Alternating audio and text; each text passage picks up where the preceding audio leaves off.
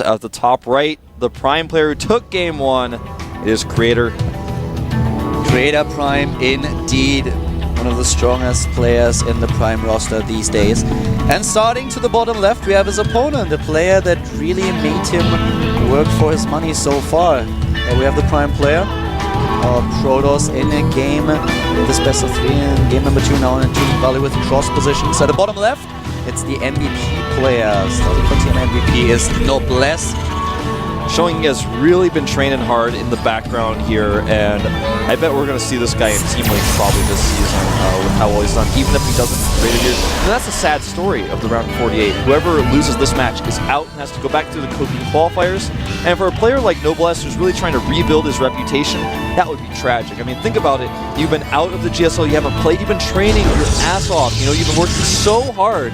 And then you just come in, and then it's like, oh, bad luck, man. You got to play Creator, and then you're back out of the GSL again. This is one of the worst things, of course, that could have happened to Noblesse. Looking at the Code A grid and then realizing that he had to face Creator in the first match. This is something that you never want to happen, especially after you won one of the Code A qualifier brackets, which is such a difficult thing to pull off, and you are able to do it, and then you face one of the best players, a player that should by all means be in Code S already in your first game. But Creator right now being up one game, he has not won the best of 3 yet. Noblesse showing on Ohana that he's really a force to be reckoned with, so now Creator has to give it his best in order to make this happen. We have the expansion not started for Noblesse just yet. Yeah, I think he's going to do a really similar build, although he does start a Marine rather than the Tech Lab first. He did make the Marine last game, but he may just do the same type of Marauder build. This time his opponent is going to get a little bit nervous though when he comes in here. Creator's going to see the gas but not a barracks, so he's going to be wondering, uh-oh, is there a proxy Marauder going on here, or possibly a proxy factory?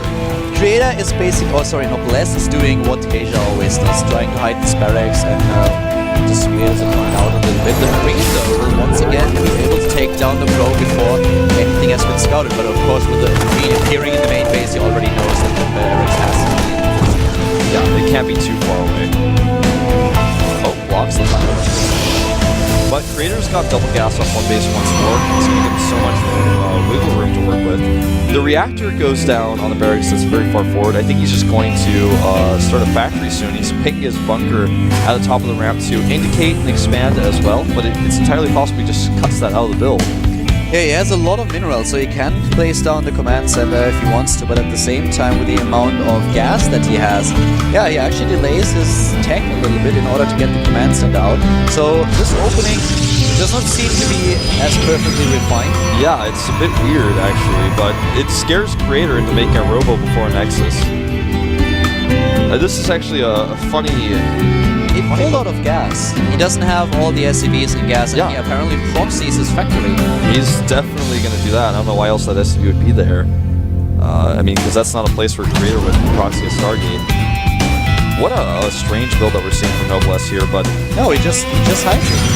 He's moving in with the SCV right now and goes for scouting. He has nearly 200 gas already. This is really weird. I mean, he did pull out. And he builds another command center instead of starting his tank. I think he's just trying to be tricky here. Oh, got him. Did not see that there's no Nexus here. Will Creator actually do something fishy with this? His Nexus is very late. He makes another pylon, which of course is not too big of a deal, but Creator's Nexus is so late at this point, even though his opponent has not been able to mine his command center because he made it at a high ground even though he had a bunker. He still hasn't been able to get those extra minerals just yet, just the extra SCVs though. 234 gas will most likely add tech labs very soon to get the additional upgrades for his bio force with the 2 barracks that he's just built. But now we have him with the command center number 2 ready, the third one, the command center is still being built. And now another expansion, or the first expansion for Creator Prime, who so far has not really an idea what's going on. Now he moves up, he sees the second bunker, but he does not really know that there is an expansion, so he hasn't even scouted the first command center. Well, now he's like, you got me. Like, I didn't make my Nexus, and you've got 2 bunkers up, so he's probably going to think that the command center's been on the low ground for a while, so Creator's very uncomfortable now. He's thinking, wow, what's going on with him? He's got double bunkers, so he's definitely not doing an aggressive build. I thought he was, and and now I find myself really behind. He's making an immortal. This push out with the Marines actually could be dangerous as well for him because he's only got 2 sentries. He's got a lot of force fields available, but he's going to need the next round of warpits to really defend this well. But he has one probe on the way to the bottom left. Oh, he dodges the Zalnaga watchtower. He was just spotted nonetheless, but he's not moving in. So this probe could actually be killed. And what exactly is Krader going to do with this probe? Right now, he is still trying to hide it to the right side of the map. He hasn't really seen those Marines. I think he wanted to see if he has a third base up. Yeah, I think so too. That's the only thing that really makes sense at this point. Now the Marines are heading right to the probe. Yeah, they spotted.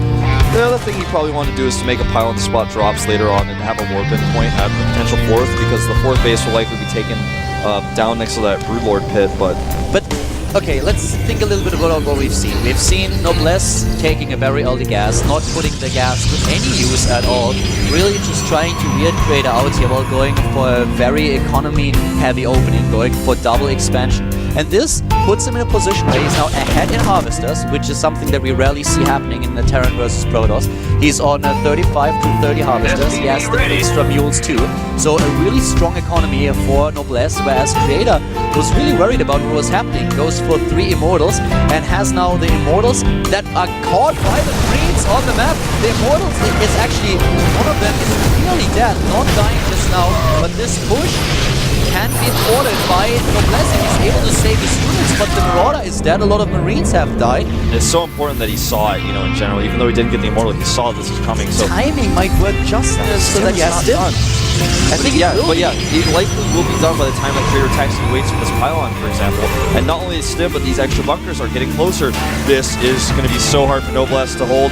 I love that Krader is doing something like this. Meanwhile, those Marines that got away are actually running into the main base, so he forces a warpman back at home. Yeah, he has to warp into Zealots, which has been started right now. I'm not quite sure if Krader can really push through. Get the third bunker finished, and Stim is done.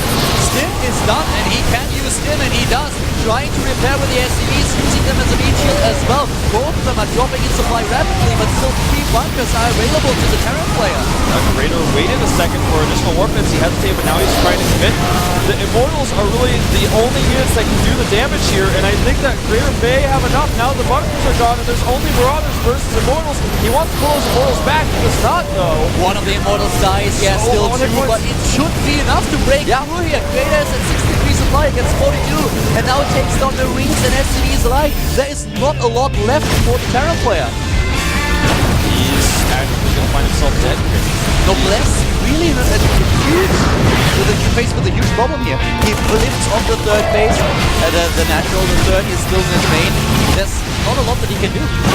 I feel so bad for Noblesse here. He's very clearly an extremely smart player.